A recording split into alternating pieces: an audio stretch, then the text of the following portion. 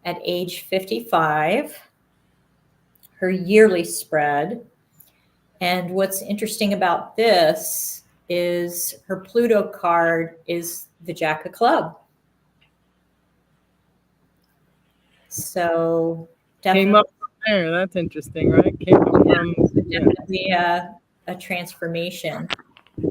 And that's then, that it could be a contract between their families, even, right? Because that means that some of what's getting cleared is probably her patterns that came long before her and were taught to her, and vice versa for him. Yeah. right, totally. And then let's take a look at her weekly spread. So I'm going to go back to that week, which I have here. And what's interesting is that for that particular week before, let me go back the week before. We see, nope, let me go to that week. So they already see on, sorry, I'm in September. No wonder this isn't giving me what I need. Okay, here we go. So this is the week of August 15th through the 21st. And you can see here in J-Lo's beginning of her week, there's the Jack of Club right there with the 9 of Heart. So what would you say about that, Gina? That's exactly what I was looking for. Where's the 9 of Hearts? Where's the 5 of Hearts? That would indicate the relationship might be over. You know, because the 9 of Hearts is letting go of something that doesn't serve you. You know, it usually represents fulfillment in relationships. So they've maybe done this dance. What's interesting too, you know, Donna, because I'm looking at her plate too, and I think she had for the year, did this happen in her Uranus period? I'm not sure. Let me go back to that. Because she had the 7 of Hearts. So I wonder if she thought like maybe he changed. Yeah, no, it happened in her Mercury period, actually. Oh, wow.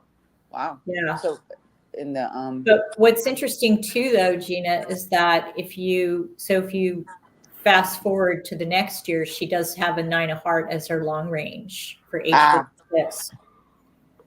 Interesting. Yeah, I would, you know, she may have even stepped out because she has the 3 of Hearts in Mars, and she has the 7 of Hearts in Uranus. So, you know, she's not getting the attention. Like I said, I think she likes attention. She's a Leo, for Christ's sake. So she wasn't getting the attention that he was giving her. And maybe she thought, you know, he had changed and had these expectations, and then, you know, was met with, you know, disappointments. And so with that 3 of Hearts in Mars, she very well could have decided to step out, you know, and find someone that would give her attention, and that may have led to the divorce, you know. So that's an interesting comment you make, because when I go to Ben Affleck's, so now let's go to his. So here we've got Ben at age 52. And if you look at, if you go back to his age 51, he's got 9 of Heart in Saturn. And then when you look at age 52 for him, he's got that 3 of Hearts, 7 of Heart. So that 7 of Heart being like betrayal. Mm-hmm. And you know, this may have even happened prior to us knowing. You know what I mean? Like a lot of times they separate and divorce before it's ever even released to the public. So they very well could have been probably before their birthdays, right? Looking into the previous year. Yeah, because he's had the 5 of Spades is his Pluto at 51, right? And so that could equal, you know, wanting some freedom. And again, maybe she was, where was she at? So interestingly enough, I guess that wouldn't be her age. My bad. But yeah, you know. And the Queen of Heart was Ben's Pluto card this year. Oh wow, yeah. So you can see it play out. You know? You can definitely see it play out. No doubt. And so I was curious what would happen next year. So since J-Lo has that 9 of heart next year, what does Ben have? And so you look at that. And so at age 53, he's got a 9 of spade as his Pluto card, which of course you interpret the Pluto card with the reward card, and the reward card is Jennifer's card. It's J-Lo's card. So that ending 9 energy connected to J-Lo. Well, that's kind of cool. I like to think of the 9 of spades as like a death, like a death of a way that you are. So it sounds like, because even if they stay friends or whatever they do with their 2 of spades and whatever they share, I don't know if they have children. Again, I'm not one who tracks these things. But that whole way that the 9 of spades give you a chance to really like look at everything you can end now and change consciously. Well, it's also an ending of a lifestyle. Exactly. Yeah. At 52, that's when you start to go through the dark wood of like, this is what I did with my opportunities. This is how I responded to the way life gave me what it gave me. This is how I reflected it back to people. This is what I did, right? So the more that we see that when we get a little older, I'll say at 60, and I know Donnie, you're in my range too, you get different perspectives. Again, like the beginning of the show, you're like, oh, wow, that's no. Like, I don't want to keep building from that. That's not true anymore. That's not working. Like, that doesn't bring the balance and the harmony I really prayed for. That was more selfish than I realized. Right. Yeah, I mean, 52 is called what? The critical year, right? It's kind of a significant year in the cards. Mm-hmm. Yeah. What do you think about the critical year, Gina? Any insights around that? I think it's a year, if you haven't, like, because you're coming, that is around the Chiron return, 50, right? So you're coming out of ideally, any wounded space. I do feel like people do leave at 52 if they haven't, like, it's a really strong health year, I find. You find heart attacks, sudden death. And I think if you just track the energy, they probably had signs and symptoms that they ignored or they didn't take care of, because again, it's going to build to your second Saturn return. So 52 and it equals a 7, right? So it definitely like really has to, bring a lot of spiritual, energy to it. You have to have a lot of faith. And I also feel like because it is equal to the King of Spades, you have an opportunity to master yourself and really take accountability, really see you are the captain of your ship, because you've come out of, obviously the 40s, and you're ideally coming out of the Chiron return. So you're hopefully having a better sense of who you are and where you're going. And again, if you do see a lot of health stuff around this age. And I feel like if you haven't been taking care of your health, it only makes it a little bit more challenging as you proceed to reach closer to your second Saturn return. So yes, it is a critical year. And I think it's important to be aware prior to that year. Like I really recommend people to like get the readings before you even get to that year, because then you can look and see what may be coming up and how to address those things, and especially around your health and your work and where you're going, maybe taking better care of yourself, especially with, and maybe Rob can probably speak more to that Chiron return, because it is like, I feel like an opportunity to have a lot of healing if you heed the call, to work on the wounds and to be aware of them too. I think at that age around like, because I think when you reach 50, you're like, oh shit, I'm 50. And you're like, what am I doing? And there can be some things I feel like that start to come back that may be representing that wound, because it's returning back to its space. It's your natal placement. So there's an opportunity for a lot of healing, but I think it requires a lot of reflection, and that kind of goes with that King of Spades to me, is like, because it is mastery, it is, taking accountability. So I feel like that there's a big opportunity, but you have to heed the call. You have to, take action. You have to really, do the work, honestly. Nice, truth. And I think a 5 is changes, right? Like the 50s, it's the changes. It's like that, right? And they're both in their changes. So we'll see what they change into and if that really fits together the way they initially thought it might because of whatever attracted them. Probably some contract or ability to do some work together. Yeah, Rob, start. I'm sorry. I've read that the critical year too is also a time when people decide whether they want to live or die. You know, there can be some choice and free will in the matter. And I find that interesting personally because my first husband died at age 52. And wow. I definitely feel like he decided, like, I'm done. Like, this is. Well, it's like I can't accept everything that's happened. I can't do anything better, right? So I just want to quit. Yeah. Yeah, and he was diagnosed with ALS. I mean, he had the ALS. You know, we knew he was going to die. So it wasn't like it was a surprise to anybody, but still, I think that he chose, like, that's when he was going to go. So, Rob, I'm curious more about that Chiron return, how that fits into this. Yeah, you know, I mean, first of all, in the cardology system, and you already sort of touched on this, but that 52 year, it's as if there's something we're learning to embrace in life.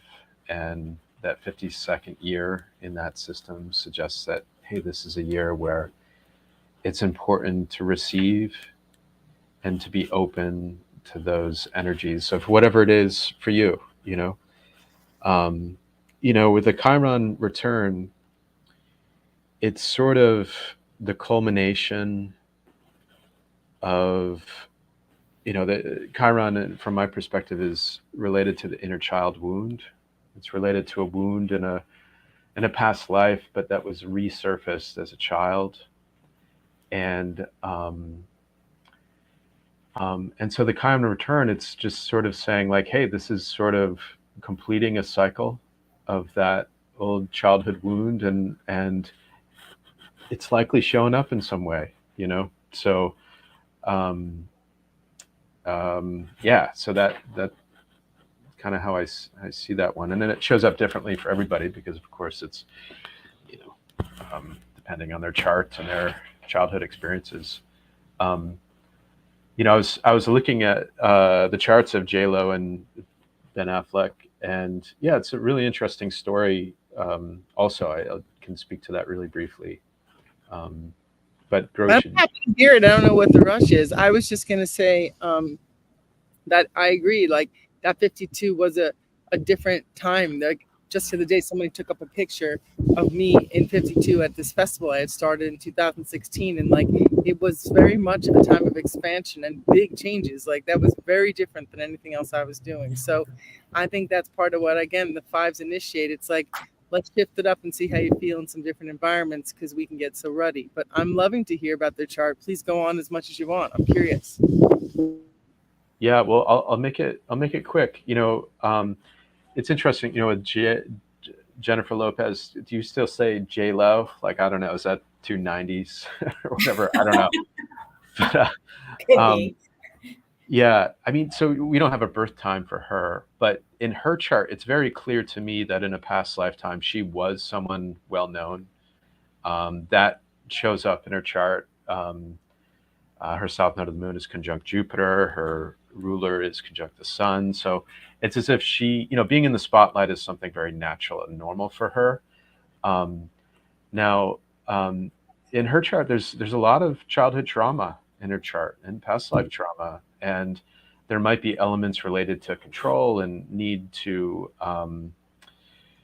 also wounds related to being service to other and the need to be perfect, or, those sort of themes. But when I look at, first I'll speak to Ben Affleck's chart. But before I do it, it's as if J-Lo is here, from the perspective I take, to really let go, let God, surrender, and let go of any need for control or fixing or doing, and just find more freedom and independence in relationship. Now, with Ben Affleck, um, in his journey, likely in a past lifetime, he was very much on his own. Might have chosen not to marry, but there are themes of having to be on his own with family or on his own emotionally. There might have been some addictions in past lifetimes for him, and or romance affairs and things like that definitely kind of show up. But this, part of his journey, I would say, is about bringing maturity and self-discipline into his relationships and putting in the hard work to make them work, with his North Node in Capricorn in the 7th. And his relationship with JLo, it's definitely a karmic type of relationship. His Saturn is conjunct JLo's Venus, which is squaring her South Node of the Moon.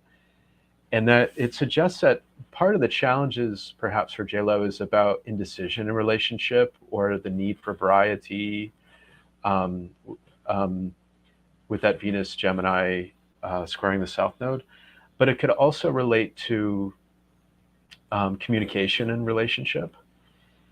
And this is hitting right on Ben Affleck's Saturn, so which is ruling his North Node. So it's as if this relationship really pulls him into being more mature, more self-disciplined, and more in his integrity in relationship.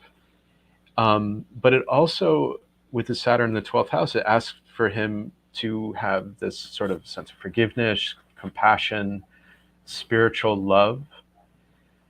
And I can't help but think, obviously they've been together, they've not been together. You look at any sort of Hollywood relationship, and I don't know any of the rumors, but it seems as though with Ben Affleck, there might have been romance affairs in his past, and very possibly for Jennifer Lopez as well. And it's as if there's sort of having to heal that sort of forgiveness in relationship through their journey together. There's this element of that I see in their combined charts. So that makes a lot of sense, because that's again universal, right? Because being able to forgive those hurts, because sometimes when you're blue, right? And you do certain things and you make certain mistakes, and so if somebody keeps you in that mistake, you can't stop being that mistake. Right? Like, people are going to make mistakes. We are going to cross boundaries. We have crossed boundaries. We have made mistakes. We have hurt people. But it's never because we didn't love them. It's because we were sloppy in our mastery. Like, it's a whole game board of mastery. So on the way to mastery, it's dirty. And our ability to grow spiritual or aligned or clear, to be like, why am I holding fear in my heart? Like, why would the part of me that's the smartest part of me be held in fear? Like, what's that going to do for why I'm here? Like, for straight up, right? Like, seriously. Yeah. And I think any relationship, there's a focus on forgiveness and compassion. I mean, that just in any relationship and any reflection of self and things like that. But it definitely hits Ben Affleck like between the eyes with that particular. Yeah. Well, and he came so cute and charming. Like, what a test, right? If he was some geeky guy who liked books, it wouldn't be so hard, right? But he was like this like charming, good-looking guy with his all jacket clubs and this signature to get attention. Like, that's a lot of power to figure out what to do with. Like, when you're that little guy all goofy inside yourself, and all of a sudden the whole world wants to sleep with you, like, that's a big shift, no? Like, that's a big change when all of a sudden you're like something everybody wants. I think that's an energy. Like, I the other day experienced something so uncomfortable. A lot of times I'll get a vibe that somebody's thinking about me or something nice and stuff, but I really felt something where someone was saying and thinking really not nice things about me. And I didn't know if it was true or not, but it just made me so reminded that when we focus on another person in a certain way, like, it affects them. Like, if I sit and think about Donna a certain way every day, I make a little doll of Donna. I talk about Donna all the time. Donna's going to know that I'm thinking about Donna.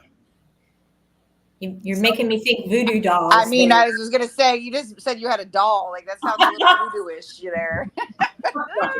what I'm saying? But like when you have an idea or a concept of someone, like the other day, one of the girls asked me, "Well, Miss Maddie, do you believe in demons?" And I said, "I've never had a demon, but I'll tell you, I've been obsessed about a boy to the fact that it felt like a demon. I've lost my mind there." I said, but like other than that, like I don't know if the demons are what's in us or what we make up, So that's still something we're sorting. So I mean, I'm not giving anybody props for bad behavior. I'm saying we all do what we did, and that's that. And if anybody's holding it like a torch, please put it down, because it's not your light. Your light is not the fight with whatever hurt you.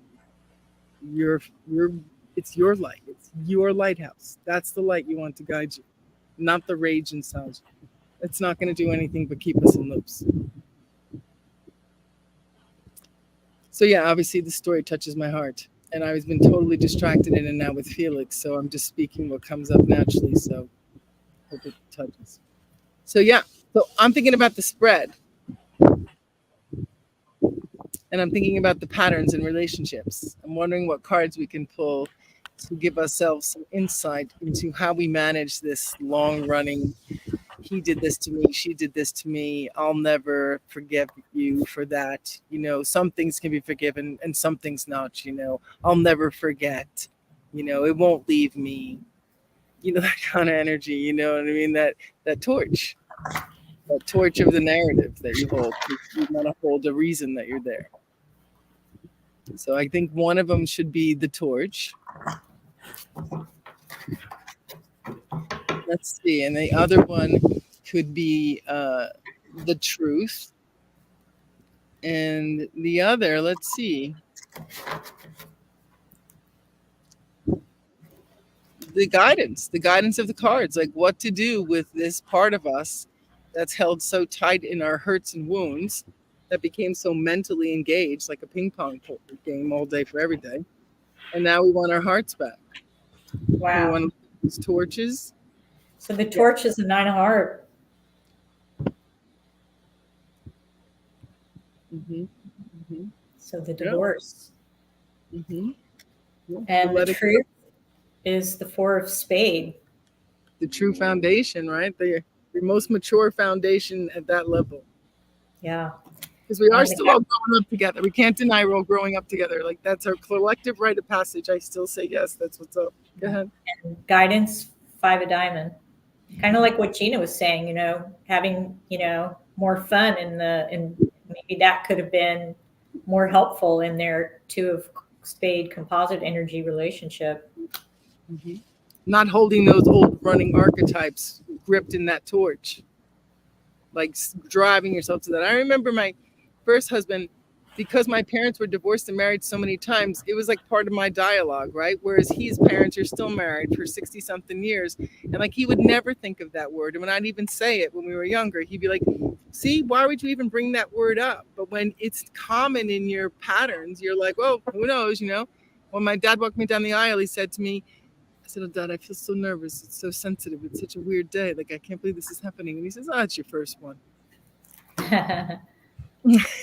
So it's like, it's a different time, a different frame, right? So that's interesting. What do you guys think about those cards? I'm going to look at the composite.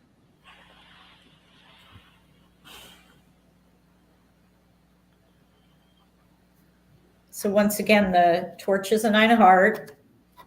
Truth is a 4 of spade. And the guidance is a 5 of diamond.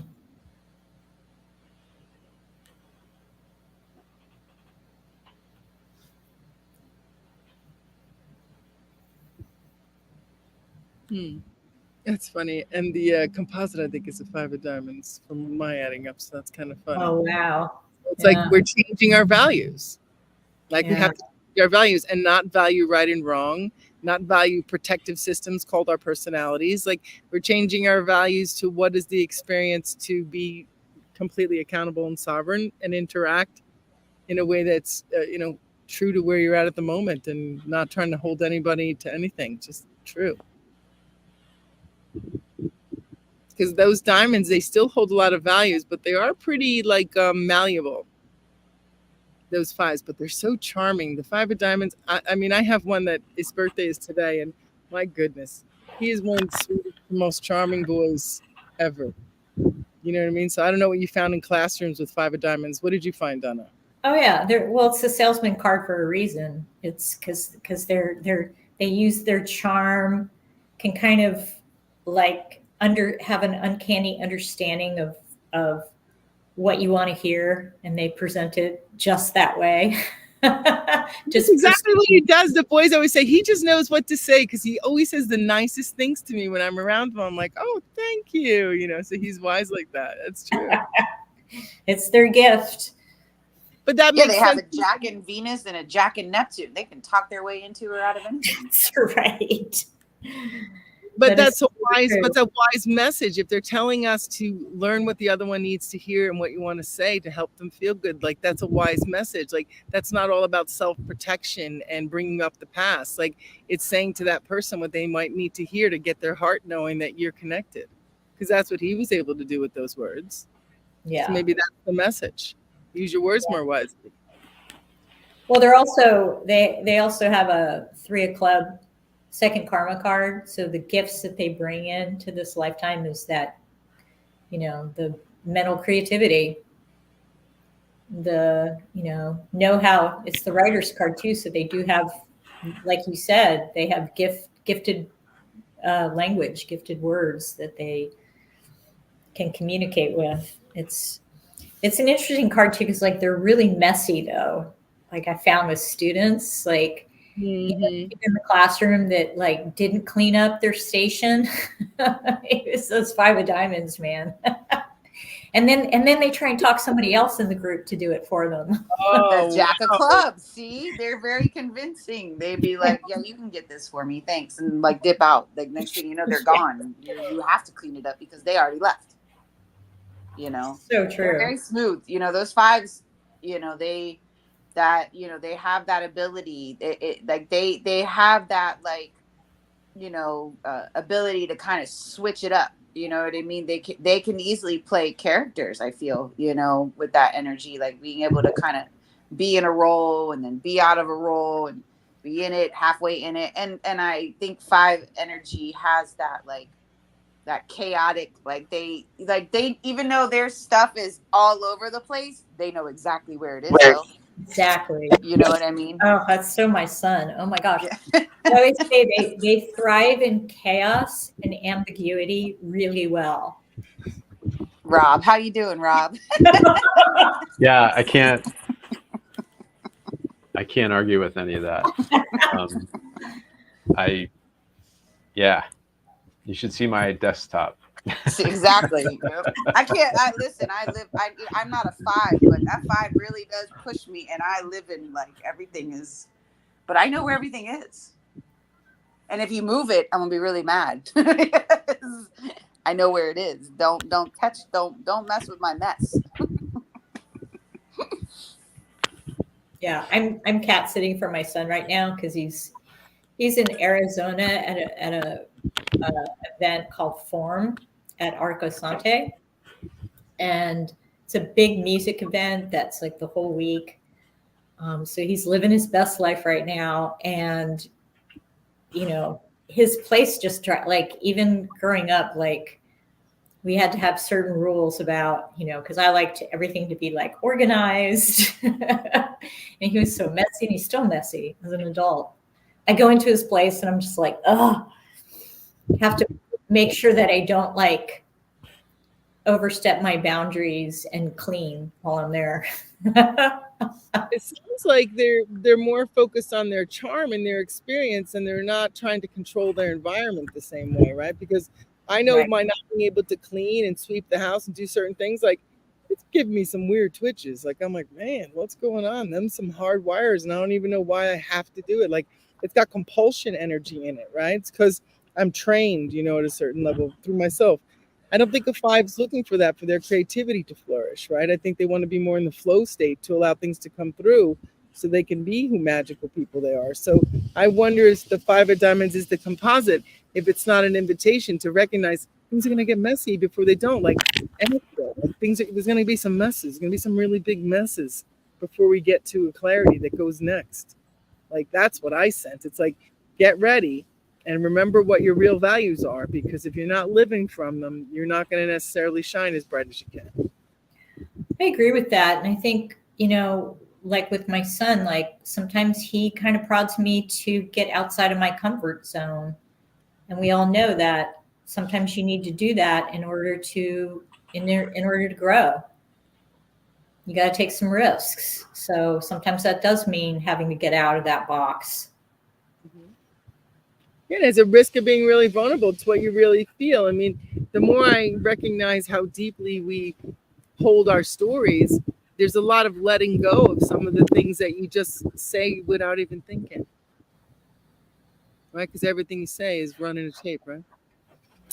So very good. That was a good one. Thanks for playing it with me and letting me pick the ideas. I think it was interesting. I appreciate it. And I like hearing the chart stuff. This is an interesting way to look at things. So any of you who are still listening, and I hope some are, that you recognize that this could be you. Like, let's talk about yours. Let's help you understand the play that might be being played in your hearts, in your house.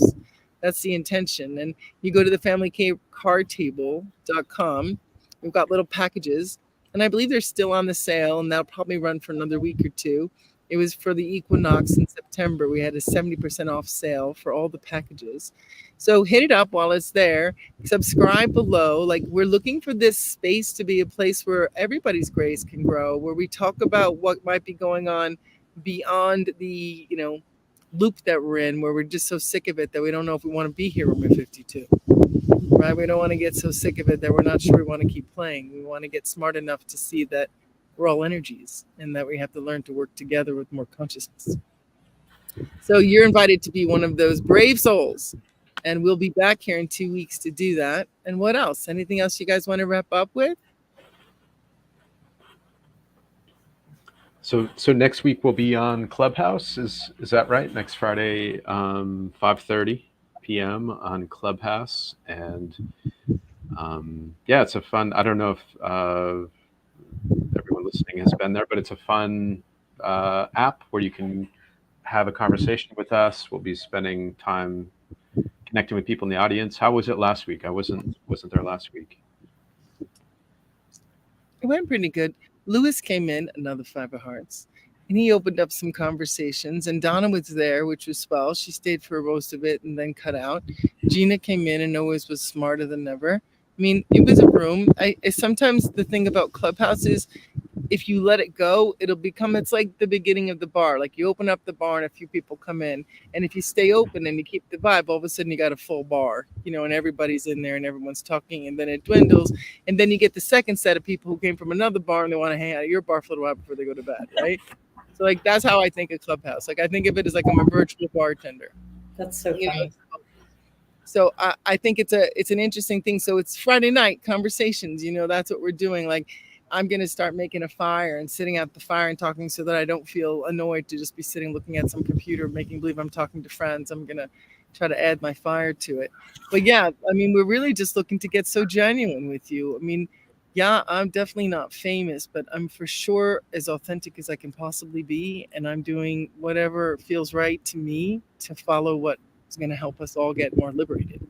And I'm so honored to be in the vibration like this, because when I speak with Donna, Rob, or Gina, together or apart, I get more smart because they know things I don't know. And they help me remember.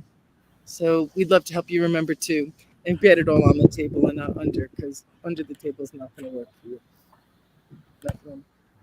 So yeah, we'll see you on Clubhouse. I'll do my best to maybe put some link, but you'll get invites. You can basically go over to the Clubhouse and go to the card table, and you'll get a link and an email telling you when we're opening up. So if you're in, come on. Thanks, everybody. Bye, everyone. Bye, everybody.